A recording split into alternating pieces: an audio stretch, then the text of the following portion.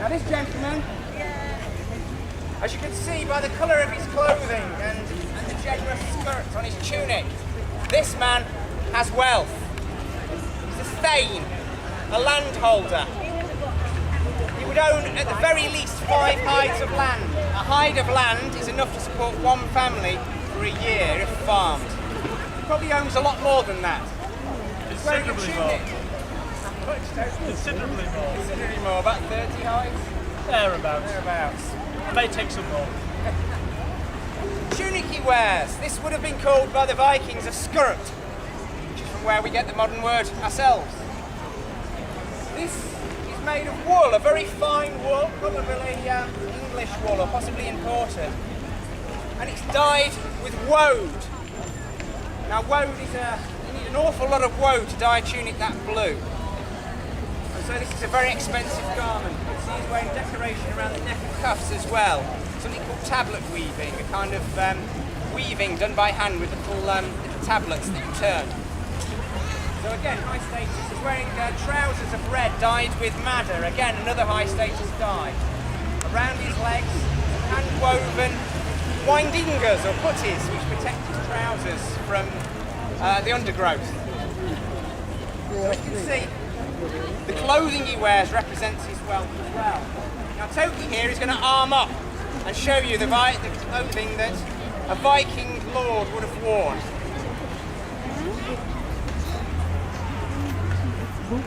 First of all, he puts on something called a gambeson, or a padded jacket. These were often made of leather, or perhaps linen or wool, and they comprise of several layers of padding trapped between 2 outer layers. It doesn't provide an awful lot of protection in its own right, but when it's worn over the mail shirt that you see him about to put on, it's a good combination of armour. Now the mail shirt he wears has sleeves to about the elbow and it comes to about mid-thigh. Longer mail shirts weren't worn in this period. That was a later Norman innovation, started to grow then. Mail shirts are made up of individual iron links, and each link will be linked through 4 others and riveted with its own tiny little rivet. A mail shirt such as this could have around about 20 to 30,000 rings perhaps.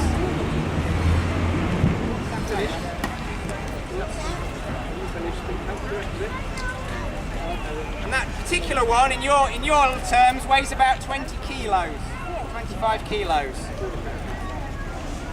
Around this he straps a belt to hold it in place, give him a bit more freedom around the waist.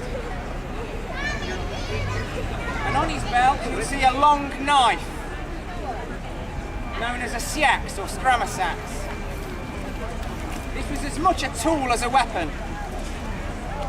Also strapped around a separate belt on which he has his sword. Sometimes they were worn with a baldric, a belt slung across the shoulder as I'm wearing. Sometimes they were hung from the belt.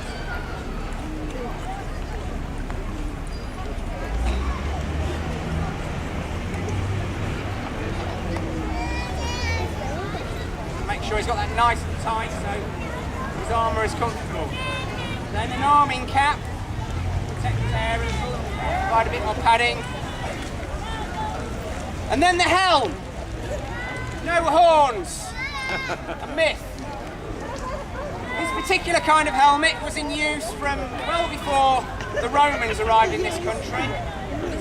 It's called a Spangenhelm or nasal helm. It's the most common kind of helmet we know they had in this time. Sometimes they would have mail on the back, such as mine, an apple tail. Sometimes they'd be just plain, left as they are here. Other helmet types from this time include the grim helm or mast helm, spectacle helmet sometimes called, with eye sockets. These were known from some Viking finds. Lastly, a spear in his hand and his shield. Now he's lucky enough to own a curved shield, a lenticular shield, slightly curved. Painted, as you can see, with various paints, probably made from ochres, earth pigments. Central iron boss riveted to the middle to protect the hand, quite decorative on this one. And on the back, he holds it in place with a wooden strip across the back. This helps bind the planks of the wood together. The whole thing is covered in either hide or linen to protect it. And then edged with hide as well. A spear as well. A man would go, at whatever rank he was, a man would go onto the field of combat with a spear. If you were lucky enough, you'd have other weapons as well. They would probably go on with half a dozen javelins as well. Smaller spears that could be thrown. So that, ladies and gentlemen, gives you an idea of the armour of a Thane or Hersier, a Viking Hersier of the time. And this is a man who would command other people on the battlefield. Thank you, Toki. Norwegian.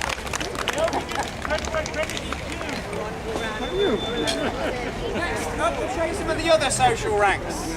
I can have some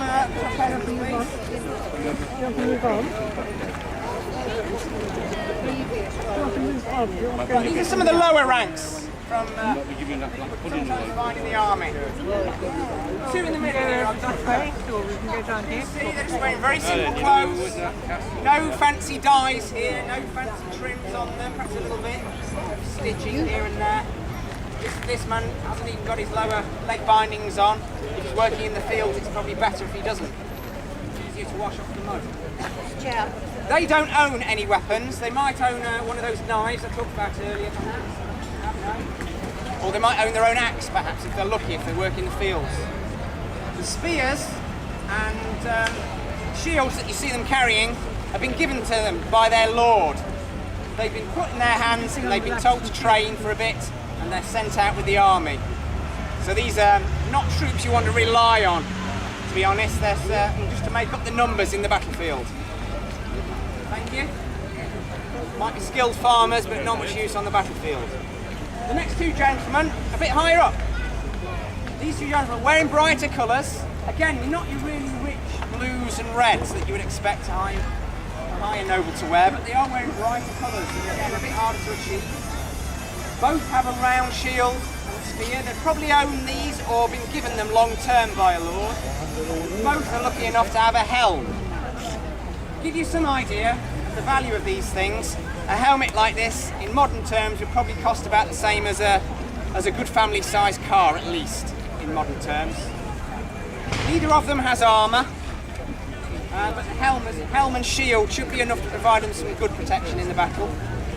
These men, a little bit more skilled. These would be practiced a little bit more. They're not professional warriors, but they have probably been called up several times to fight for their lord. They may well have seen a couple of battles and be veterans of those. Okay, thank you, gentlemen. And then again, we go to the upper ranks again. We've already seen Toki. Here's some of the other warriors. Now, some of these might be lords, the same as Toki. They may own their own lands. But most of the people who are dressed like this would probably be employed by a rich lord, an earl, perhaps. And work as him as a professional warrior. That's all they did, they were warriors. They would ride out with him when he went off escort duties. They would fight with him when he was called to fight for. In return, their lord would provide all their equipment, probably give them small grants of land as well to support their families. And in return, he expected undying loyalty. If he went on a battlefield and died, these men would stay there and die with him. Or at least they're supposed to. I've seen him. Allegedly. It's never been proved. So, these are your professional warriors. They may be veterans of several battles and probably a few skirmishes as well. Thank you, gentlemen.